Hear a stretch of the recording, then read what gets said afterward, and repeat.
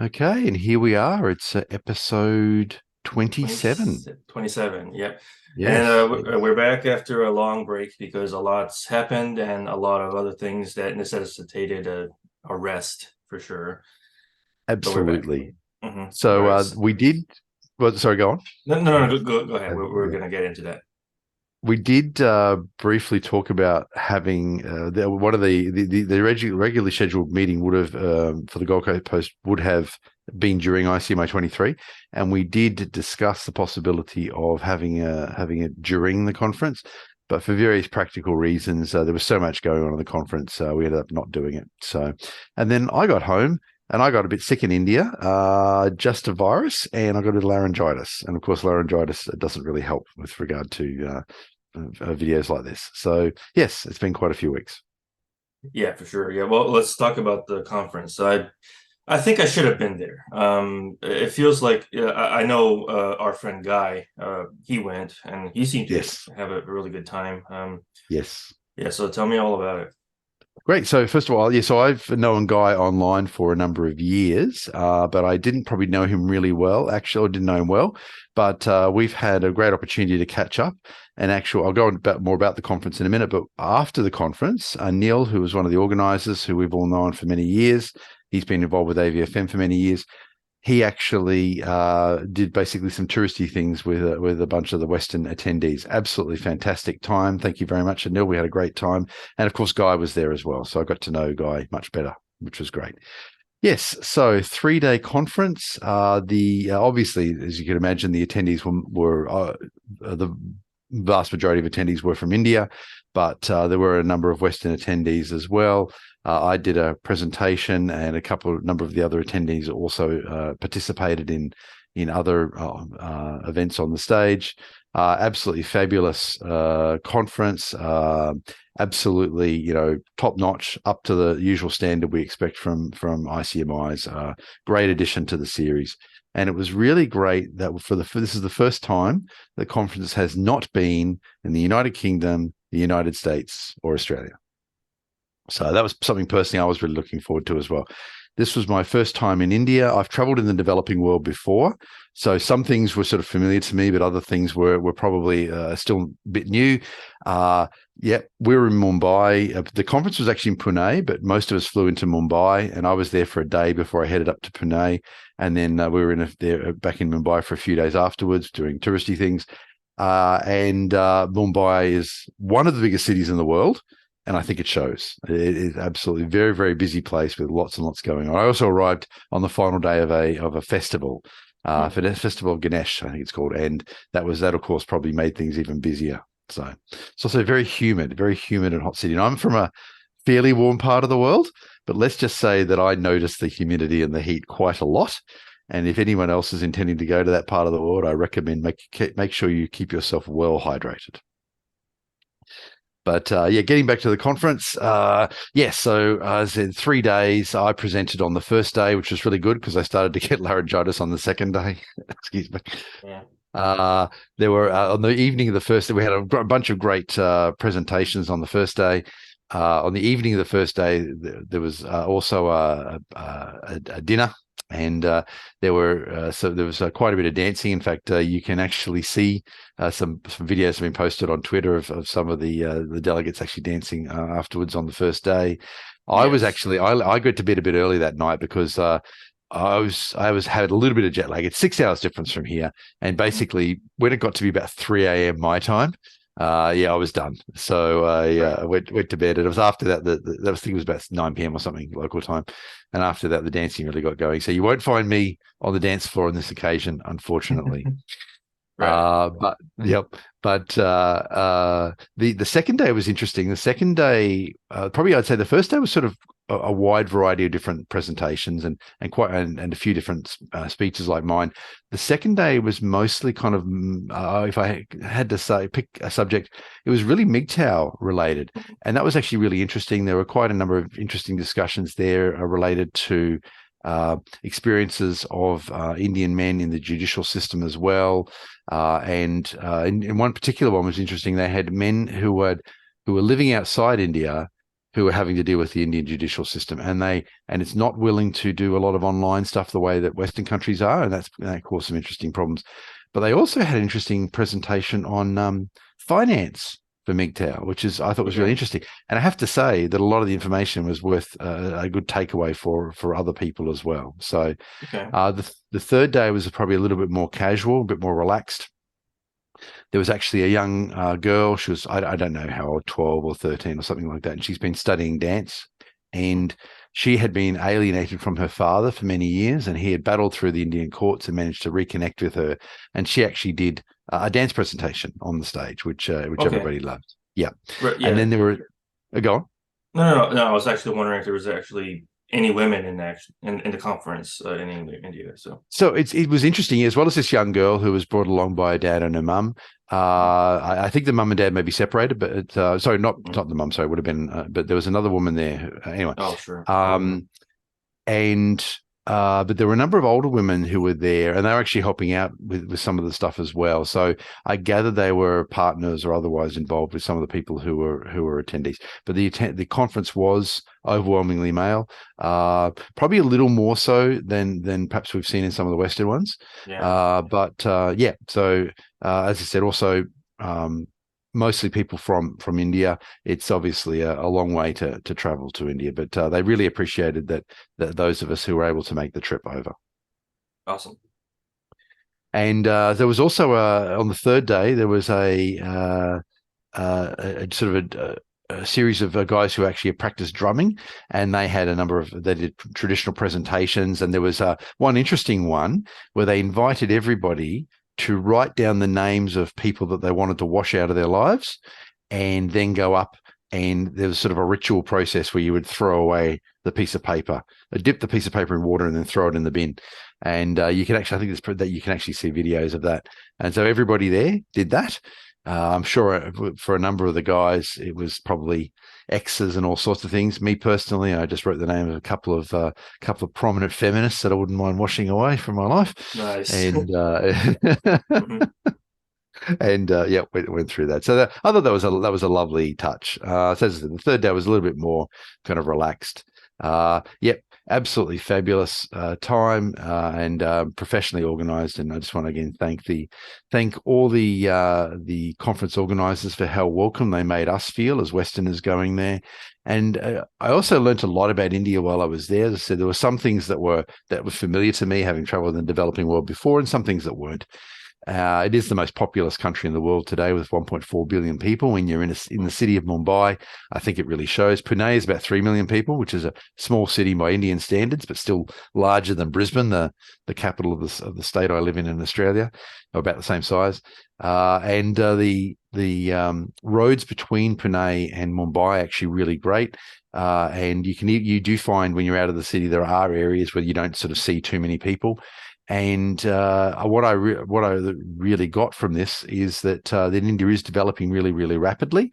Mm-hmm. And Neil actually mentioned a few of the things that had even changed over the space of sort of 10, 20, 30 years.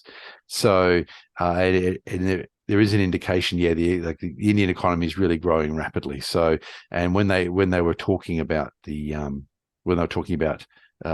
investments and so forth, they were talking about things like the opportunities in India itself, because a lot of Western companies are really interested in investing now. So so we had a great time both during and after the conference. It was fabulous. Awesome. Yeah, I really should have been there. Would have been great, but then we will have an opportunity to meet soon, because I'm on my way to the US towards the end of the year. But yeah, would have been an opportunity for us to meet. That's all right. Yeah. ICMI 24 is of course in Hungary, and ICMI 25 is in Sydney, Australia. Sure. Yeah, and I'm definitely going to be there in Sydney, one way or the other. Yes, but, brilliant. Yeah, brilliant. Yeah, we'll see about Hungary, but Yeah, exactly. It's I've done 2 trips recently, and I'm about to. So this is more international traveling than I've done in many years, even not including the pandemic. So say we'll have to. I'm not sure I'll be in 24, go to 24, but we'll see what pans out. Absolutely. Now, one thing I wanted to kind of talk about is so in past ICMIs, there's always been some kind of a scare well, feminists kind of shutting down the conferences and anything. Was there any kind of worry in India about that?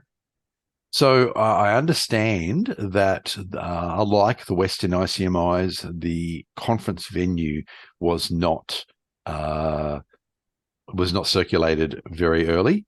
So they actually only sent it around to people who were attending the conference just a little while before, which did surprise me because I didn't think that would be a problem in India, but apparently it is. But there were no actual scares or problems. No. Okay. No. Yep. Uh, and did you have a topic you wanted to chat about? Well, I mean, this is something I would have brought up. So there's two on my list, but one of them is kind of oldish because we've been not doing the goalposts for ages now.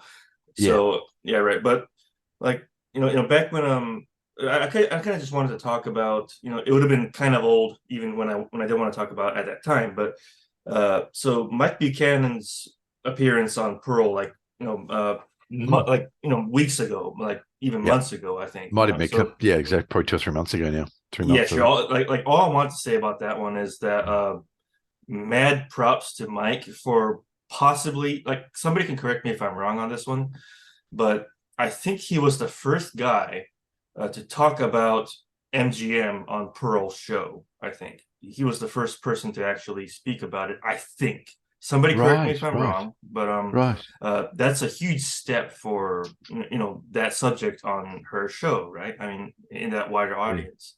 So I think that was really awesome that yeah, Mike was able to talk about that. So I yeah, just wanted to say mad props to Mike.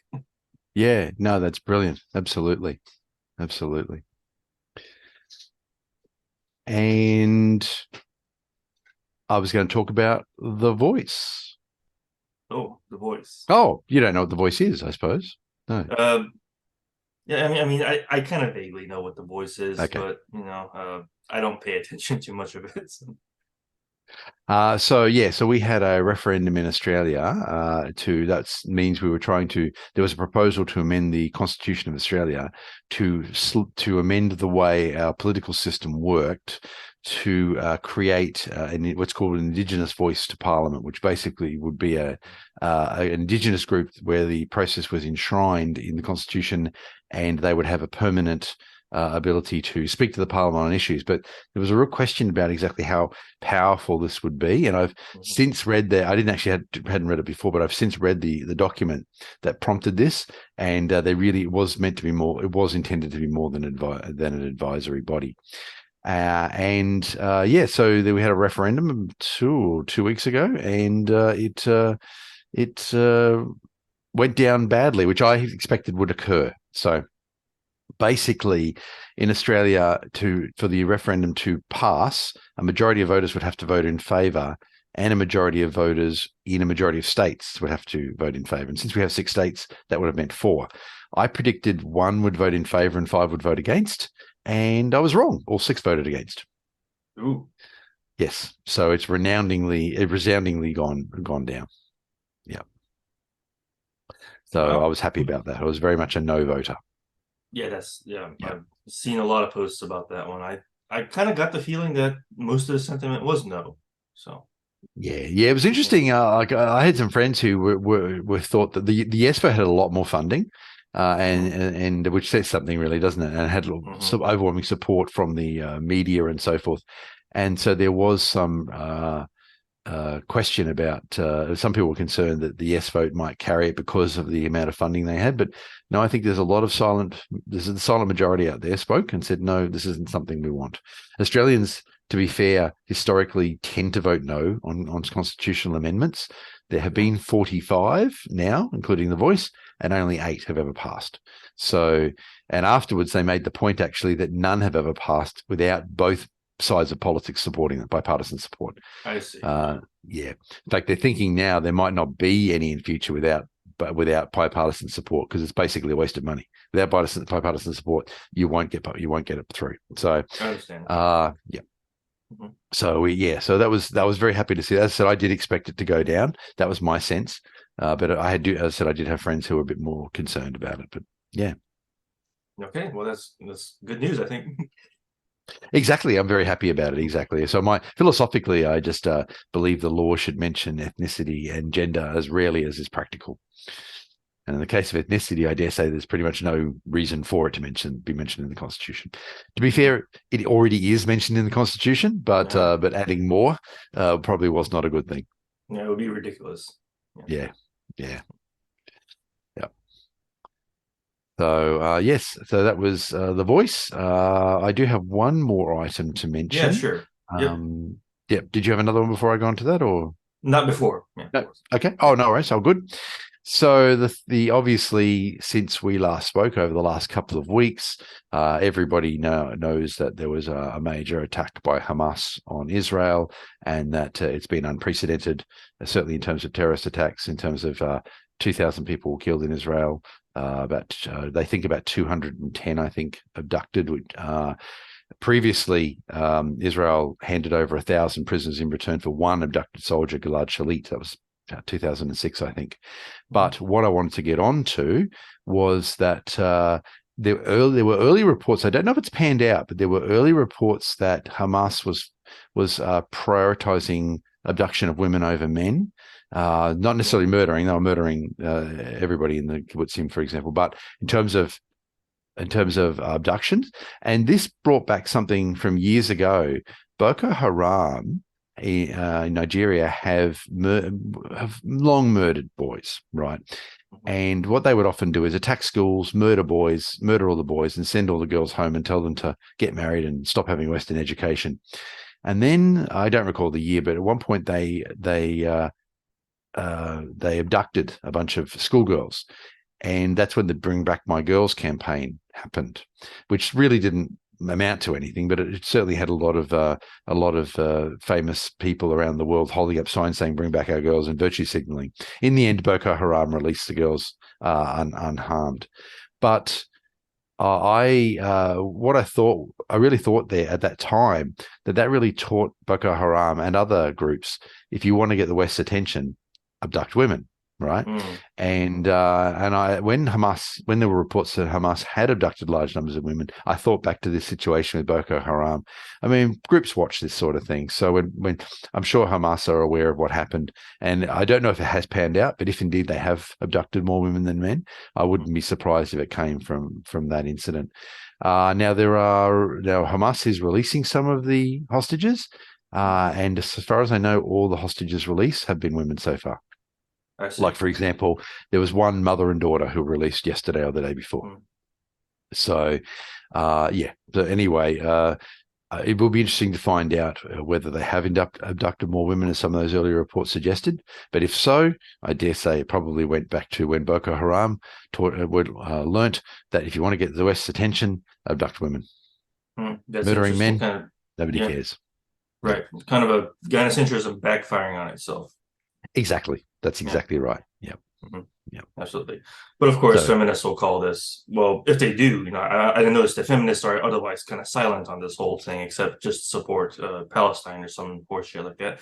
But if they do talk, you're gonna bet that it's a misogynistic kind of a thing. But it's see, as I say, it just sounds so paradoxical. It's just yes. Yeah, like they would under normal circumstances, but they're not because it's Hamas, Palestine, and so forth. Yeah, exactly. I actually talked about this in my presentation in India, which of course was before the attack. But there are different groups, and they are loosely associated with one another. I call it the continuum. So you've got BDS, which is an anti-Israel group, and you've got BLM, and you've got various other groups, and they do back each other up. Extinction Rebellion, for example, will take an anti-colonialist position. They've been quite. Extinction Rebellion is more prevalent in Australia and the UK than other countries, but they have been quite vocal here in Australia with what they call an anti-colonialist position. Even one prominent representative of Extinction Rebellion, I believe, even said Australia was not legitimate. The country wasn't legitimate because it's a colonist or a settler country. So, and you do see that with now, of course, with some groups are even coming out and backing Hamas, which is shocking to many people. So. That's probably all I had to say on that topic, though, for Yeah, yeah, today. yeah. It's one of those the touchier ones, isn't it? So you did bring it up in India. So how was that received? Mm. Was there anything kind of touchy going on regarding that, or? No, I think everybody. I think my presentation was well received, actually, and I think there is a general recognition. I was talking about the West here when in my Mm, presentation, and I talked about it specifically, knowing I was presenting to an Indian audience, but so I was sort of talking about the state of the West, as it were. But sure. the presentation was kind of a culmination of some of the other presentations and articles I've done over the last few years. Yeah. This idea of the continuum I wanted to talk about. No, but in terms of whether anything was touchy, no, I thought that everybody was really great, actually, and it was, I said, well received, and everyone was quite happy to have a frank and open discussion. And yeah, it was really good. Do you think they have a much stronger stomachs over there, or was it the conference? Was it the culture in Oh, and general, or? so I think certainly people in the West have become very sensitive and very easy to offend, and Mhm. I don't think that's the case. When I was India's more like how I'd say we used to be, perhaps, where people are a bit more comfortable to just talk about topics, and they, by the way, they are aware of what's happening in the West, in Western countries, of course, people outside the West, and they are concerned about it. There is a rise of some of the problems. Woke is starting to appear in India, I believe, as it is in some other developing countries. But yeah, there's the sensitivity you'll see in the West of people being easily offended. I didn't think was really prevalent. I see. I think people have bigger problems is another way to put it too, I suppose. Got it. Yeah. When life's, I mean, obviously conference attendees are going to be more likely to be wealthy people, but if you when we're out on the street, for example, a lot of the people are just struggling to survive and so forth. That makes sense. Yeah. So yes, had a great time. I said, got a little bit of a virus, but didn't. I was very careful with what I ate. Anil was fabulous in giving us advice on what is and is not safe to eat. I had a little bit of experience having traveled in the developing world before, and then I said landed the virus and lost my voice on the second day of the conference. So if you Sure. actually hear me, if you actually, I do sort of give a bit of a summary at the end of each day. And if you Mhm. listen to my summaries for the second and the third day, the voice was a little bit strained, but I wanted to get out there. They asked if I was okay for the third day to Mhm. present to do the summary, but I said no, I really wanted to go ahead and do it. So yeah, but if you just said the voice is a little bit strained. Gotcha. Yeah. Yeah. Yeah. Did you have any final item you want to talk about? Well, here's something I've come across recently from a Twitter friend. Steven Crowder apologizes to red pillars and MRAs. Just saw that today. Go on. Yeah. Yeah. So I should have transcripted this, but basically, so his former. Let's start with his former position. Former position is exactly what you would expect, right? It's man up, get married, Yeah. MGTOW losers, that kind of thing. The Jordan Peterson kind of approach, I suppose, in his Steven Crowderish kind of way. Yeah. Yeah. But our friend Sane Bro on Twitter or X was able to share with us him basically offering an apology of sorts. I watched it. He starts out kind of ominously. He kind of like it kind of comes across as maintaining the same position as he did before, but he did say he's sorry. Right? He did Yes. actually, right. Yes. Apologize to them. The MGTOWs, Uh, and I'm sorry I called you names and such. This is completely paraphrased, by the way. I watch it once yeah. and never write anything down, and I just go off Yeah. the top of my head. But uh, yeah, basically, he's just he knows what they're going through, Yeah. and I think he said something to the effect of, uh, if anybody wants to talk to him about what they went through, he's listening, I think. Yeah. Yeah. Yeah. So A- it's And it did seem better. like go on. Yeah. Yeah, it seems better than what Peterson did ages before. Yeah. Yeah. It seemed like an apology, not a sorry, not sorry. So I think, Yeah, exactly. yeah, it did seem to be a genuine mea culpa, which is good. So Right, yeah. Well, I hope that this so I left a comment on this thing. I hope this is like the beginning of a long series of talks. Some Yeah. people seem to have a problem with that, but here's what I mean is that, I hope the subject, this is not harping on his divorce or anything like that. This is just Yeah. him now that he's more, sympath, not sympathetic, more empathetic about what happens to men in these kind of situations. The dialogue on the subject in general should keep on continuing. That's what Yes. I meant by that. Right. Absolutely. So, Absolutely. And that's what I got. That's exactly, I saw your comment and I got that from your comment. I would have thought that everybody would understand that, but it sounds like I haven't read the responses you got, but it sounds like not everybody got that. yeah, right. Well, I had one response, and it was basically, "Leave Steven alone." Okay. Fair I'm enough. really embellishing it, but Yeah, right. Yes, time will tell, but it does sound like he's taking it, as somebody suggested, taking a small red pill. So we'll see. Mhm. But it Right. sounds like he's on the right path. Yeah, yeah. And Exactly. Yeah. unfortunate that he had to go through a painful experience to get there. Of course. Yeah. I'm not going to wish that on anyone. I mean, Exactly. I've never been Exactly. a fan of his stuff or anything like that, but still, No. this is I'm giving recognition where it's due. Yeah, that's right. Exactly. And he does have a good reach, a wide reach. So that's good. Mhm. Do we have anything else to cover I think today's night? yeah, I think we are good. We kind of zipped through all the stuff we had, and I thought we had a lot of stuff, but Yeah, you're right. Actually, I think we probably did go through it a little bit faster than I thought we were mhm. going to. But I'm Yeah. fine for. I've only had my voice back in probably a couple of days. So Hmm. probably good Yeah, not to sure. talk too much. Yeah. Now, one thing I should kind of talk about, come off the top of my head. Well, somebody, I don't remember if I even talked about this before, but somebody was kind of requesting uh live interaction with the goalpost. So, you know, Why not? so this means the possibility of live streaming the goalpost instead of pre-recording it, especially Yep, now that our audio issues are better. I don't have to do the crazy edits I did back in the day. absolutely. So Yeah, I'm maybe, fully yeah. behind that. That sounds like Mhm. fun, and we could get a variety of people on. I'm Mhm. happy to take questions without notice, and yeah, Sure. Yeah. see what people Yeah, have to say. exactly. Yeah, sure. Now, don't put me in charge with this because I always fail with live streaming. So, right. Okay. But yeah. I don't know. Something always goes wrong. So, All right. Well, let's run the experiment. We'll see how we go. sounds good.